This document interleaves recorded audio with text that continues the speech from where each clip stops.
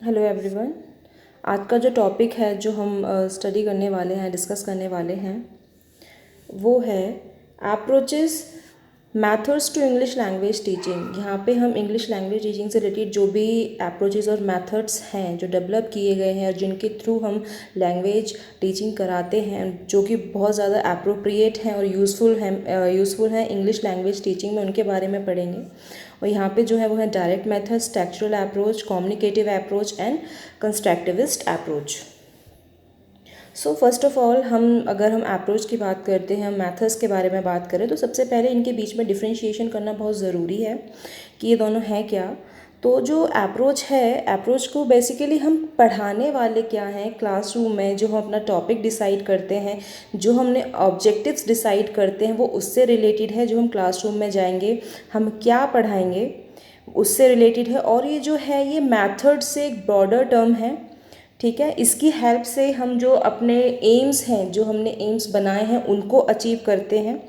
Methods का basically मतलब होता है, अप्रोच में हमने टॉपिक डिसाइड किया है, कंटेंट डिसाइड किया है, ऑब्जेक्टिव्स फ्रेम करे हैं। मैथड्स में इन सभी चीज़ों को हमने जो डिसाइड किया है, बच्चों तक कैसे पहुंचाना है, ट्रांसफॉर्म कैसे करना है बच्चों तक, उसके बारे में मतलब हम पढ़ाएंगे कैसे कैसे इसके अंदर, ठीक है। और जो हम इसकी बात करते हैं मेथड की, तो इसके अंदर कि जो भी हमने अपना ऑब्जेक्टिव्स फ्रेम करे हैं, कंटेंट डिसाइड करा है, बच्चों तक उसे कैसे पहुंचाना है, किस तरह का लर्निंग एक्सपीरियंस बच्चे को प्रोवाइड करना है, किस मेथड का इस्तेमाल करना है हमें उस कंटेंट को बच्चों को पढ़ाने के लिए, बच्चों को सिखाने के लिए। वो मेथड कई तरह के होते हैं, जैसे हम आईसीटी का यूज़ कर सकते हैं क्लासरूम में, टीचिंग एड्स का यूज़ कर सकते हैं, ऑडियो विजुअल एड्स होते हैं उनका इस्तेमाल कर सकते हैं। अब ये डिपेंड करता है जो भी हम पढ़ाने वाले हैं उसके लिए सबसे इफ़ेक्टिव मेथड कौन सा है, और इन्हीं मेथड्स को डिसाइड करके फिर हम एक स्ट्रैटेजी डेवलप करते हैं क्लासरूम के अंदर, किस तरह के लर्निंग एक्सपीरियंस हम बच्चों को देना चाहते हैं, ठीक है।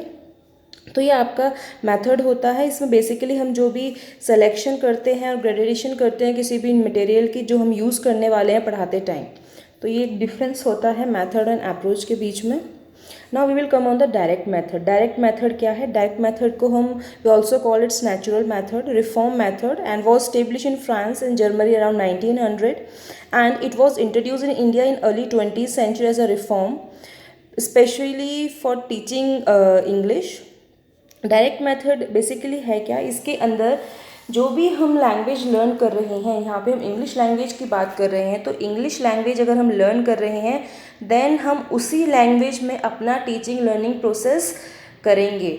हम किसी और, जैसे लैंग्वेजेस हैं, हिंदी है, इंग्लिश है, कई बार क्या होता है, जैसे हम यहाँ पे बोल रहे हैं, हम बाइलिंगुअल हो रहे हैं, मैं इंग्लिश का टॉपिक पढ़ा रही हूँ बट मैं उसे एक्सप्लेन हिंदी में कर रही हूँ, तो ये एक बाइलिंगुअल है। लेकिन डायरेक्ट मेथड क्या है कि when I am teaching any topic related to that particular language and I will use that language in teaching learning process, मैं उसी लैंग्वेज का इस्तेमाल करके अपने टीचिंग लर्निंग प्रोसेस को कर रही हूँ, वो डायरेक्ट मेथड बोला जाता है, ठीक है। बेसिकली ये क्या होता है कि हमें जो भी लैंग्वेज हम लर्न कर रहे हैं, फॉरेन लैंग्वेज है, इंग्लिश लैंग्वेज है, उसके अंदर हमें एक अच्छा एक्सपीरियंस और एक्सप्रेशन देता है हमें बेसिक। और इसका मोर इम्फोसिस किस पे होता है? ओरल अप्रोच पे, मीन्स स्पोकन लैंग्वेज में ये ज़्यादा यूज़फुल होता है।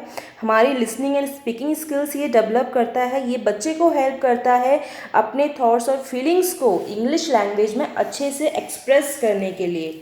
इंग्लिश हम पढ़ रहे हैं, बच्चे की फ्लुएंसी डेवलप करता है, फ्लुएंसी ऑफ स्पीच ये डेवलप करता है, ठीक है। एंड इसके अंदर क्या है, बच्चे को जब हम एक पर्टिकुलर लैंग्वेज में पढ़ रहे हैं, बच्चा पूरे दिन उसी लैंग्वेज में पढ़ रहा है, तो उससे क्या हो रहा है, वो उस सब लैंग्वेज के थ्रू अपने आप को अपनी जो थिंकिंग है उस पर्टिकुलर लैंग्वेज में डेवलप कर रहा है। अब फॉर एग्जांपल हम बात करते हैं, हम हिंदी स्पीकर्स हैं, इंडिया में ज़्यादातर लोग हिंदी स्पीकर्स हैं, तो वो क्या करते हैं, जब हम अपना सोचते हैं किसी भी चीज़ को, हम हिंदी में सोचते हैं। क्वेश्चन, टीचर ने कोई क्वेश्चन किया है, ठीक है, तो हमारा जो फर्स्ट थिंकिंग प्रोसेस है सोचने का, वो हिंदी में होगा। हिंदी में सोचने के बाद फिर हम उसको इंग्लिश में ट्रांसलेट करके देन हम उसका आंसर करते हैं। ये सेल्फ एक्सप्रेशन में बहुत यूज़फुल है, ठीक है।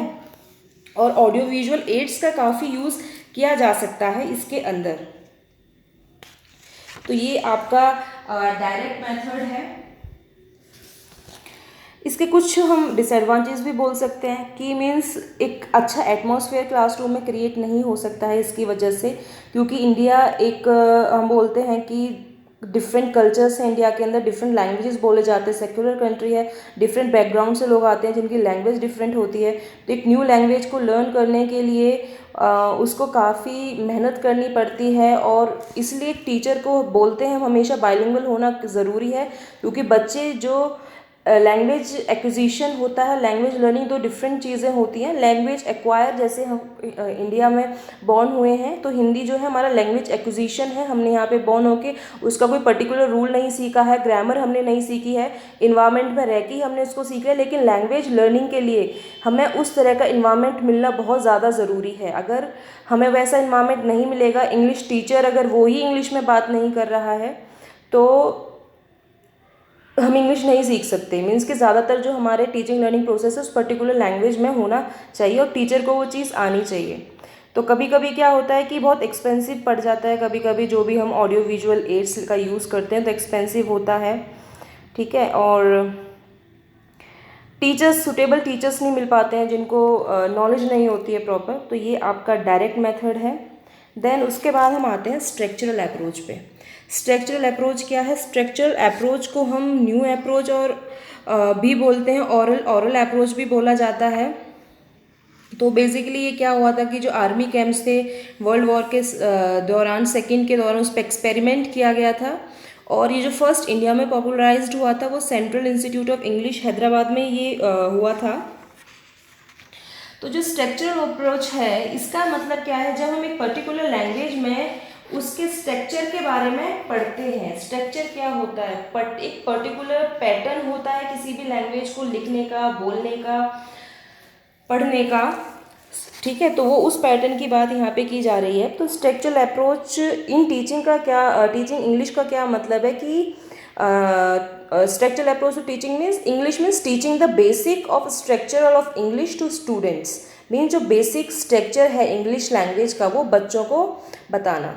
बेसिकली स्ट्रक्चर की अगर हम बात कर रहे हैं तो यहाँ पे एम्फेसिस हो रहा है उस लैंग्वेज की ग्रामर के ऊपर, ठीक है। जो ग्रामेटिकल रूल्स हैं वो बच्चे को बताना, ठीक। तो इसके अंदर क्या है कि जो स्ट्रक्चरल अप्रोच है इसमें हम बच्चे को जो लैंग्वेज है उसकी ग्रामर के बारे में, उसके रूल्स के बारे में, उसके सिंटेक्स के बारे में, उसके पैटर्न के बारे में बच्चे को बताते हैं। हम इसको और तरह से ये बोल सकते हैं, स्ट्रक्चरल और pattern is made of words which are arrange in specific order, hence it is called structural approach. कि जो भी वर्ड है उसका एक पर्टिकुलर पैटर्न है और उस पैटर्न को पर्टिकुलर एक स्पेसिफिक ऑर्डर में लगाना इज़ अ स्ट्रक्चरल अप्रोच, ठीक है। बेसिकली हम इसको क्या बोल सकते हैं? अरेंजमेंट ऑफ वर्ड्स है, ठीक है, और उसका एक करेक्ट पैटर्न है।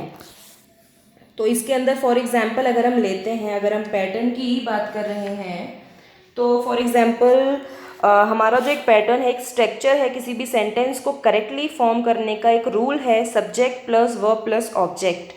तो इसके अकॉर्डिंग एक स्ट्रक्चर फॉर्म होगा। जैसे कि for example she goes to school, तो सब्जेक्ट है इसके अंदर, goes is a verb and object is a school. Similarly एक और स्ट्रक्चर है जिसमें हम verb plus subject plus object बोलते हैं। तो ये सेंटेंस कैसे चेंज हो जाएगा? उसके अंदर does she go to school and here will be a question mark, ठीक है। वैसे ही होता है सब्जेक्ट प्लस वर्ब प्लस जो ऑब्जेक्ट नेगेटिव आता है, ऑब्जेक्ट आता है, वैसे ही हो जाएगा she is not going to school. तो ये प्रॉपर जो स्ट्रक्चर है इसके अंदर प्रॉपर वर्ड फॉर्मेशन होगी, प्रॉपर यूज़ ऑफ वोकेबलरी होगा, प्रॉपर स्पेलिंग्स होंगी, बोलते टाइम साउंड्स, उसके स्ट्रेस, उसका रिदम, इंटोनेशन पूरी जो प्रॉपर हैं, जो मीन्स कि हमें जो लिंग्विस्टिक स्किल्स हैं हमारी 4, लिसनिंग, रीडिंग, राइटिंग, स्पीकिंग को सीखने में मदद करे और उसको फ्लुएंस बनाए और डेवलप करे अच्छे से। तो that is a structural approach. तो ये आपका स्ट्रक्चरल अप्रोच है। देन उसके बाद हम आते हैं कम्युनिकेटिव अप्रोच क्या है। कम्युनिकेटिव अप्रोच ये लैटिन वर्ड से लिया गया है कम्युनिस, जिसका मतलब है टू मेक कॉमन।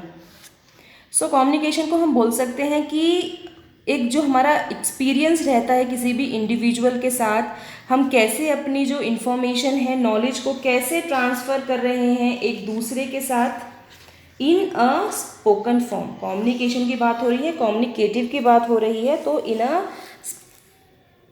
जब हम स्पीच का इस्तेमाल कर रहे हैं बोलते टाइम, जब हम बोल रहे हैं, that is your communicative approach. ठीक है, तो कम्युनिकेशन के अंदर क्या है, कम्युनिकेशन क्या है, sharing of ideas and feelings. जब हम एक दूसरे के साथ अपने एक्सपीरियंसेस को, अपने जो भी फीलिंग्स हैं हमारी, जो भी आइडियाज़ हैं उनको शेयर करते हैं, राइट। तो ये हमारा जो है कम्युनिकेटिव अप्रोच है।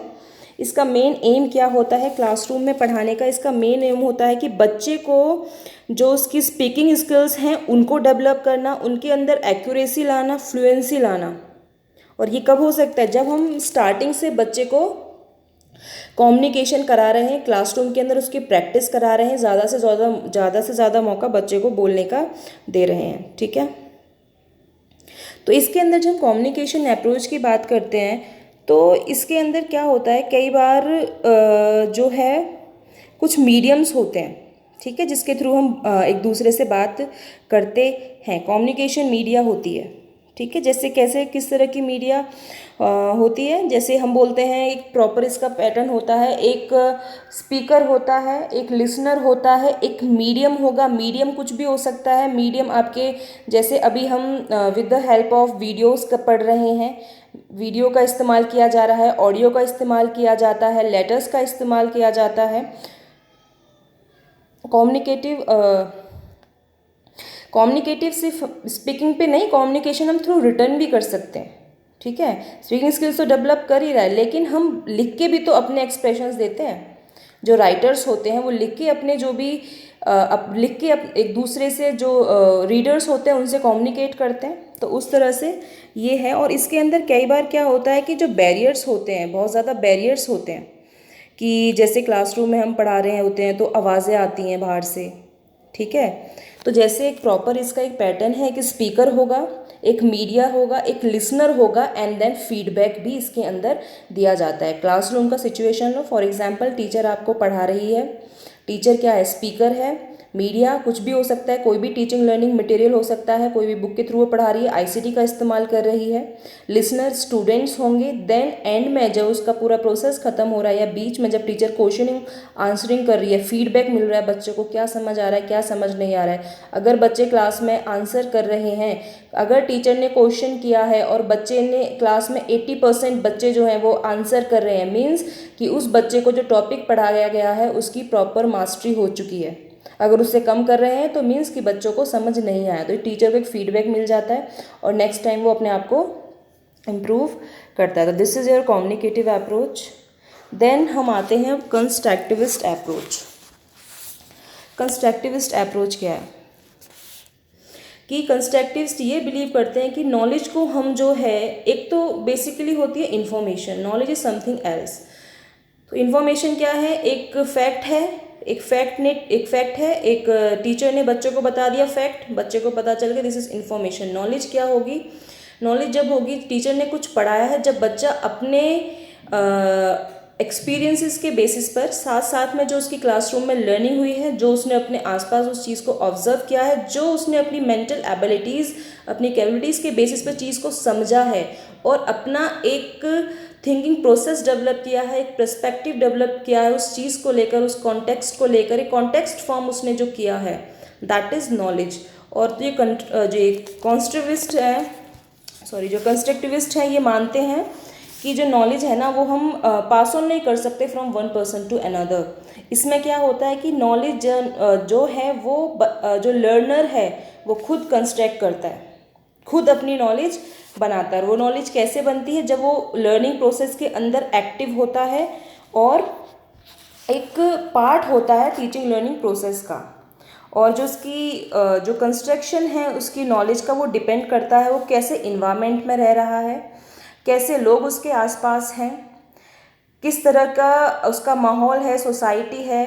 तो इन चीज़ों को ध्यान में रखकर उसका एक अप्रोच जो है कंस्ट्रक्टिविस्ट अप्रोच वो डेवलप होती है, उसकी नॉलेज फॉर्म होती है। तो ये आपकी जो है कंस्ट्रक्टिविस्ट अप्रोच है। इसके कुछ करेक्टरिस्टिक्स हैं। इसके अंदर लर्नर जो है वो अपनी अंडरस्टैंडिंग खुद डेवलप कर रहा है, जो हमने पहले भी बात करी है, अपनी एबिलिटीज़ के बेसिस पर, एक्सपीरियंसेस के बेसिस पर, इन्वायरमेंट कैसा है, किसी सोसाइटी से आया है, उसके प्रीवियस एक्सपीरियंसेस कैसे रहे हैं, और अभी जो वो ऑब्जर्व कर रहा है उनके बेसिस पर वो अपनी जो भी है अंडरस्टैंडिंग क्रिएट करता है। New learning depends on current understanding. Of course जो उसने अभी चीज़ समझी है, जो सीखा है, उसी के बेसिस पर उसकी एक न्यू नॉलेज फॉर्म होती है। उसकी सोशल इंटरेक्शन भी एक फैक्टर है उसकी लर्निंग को फैसिलिटेट करने के लिए।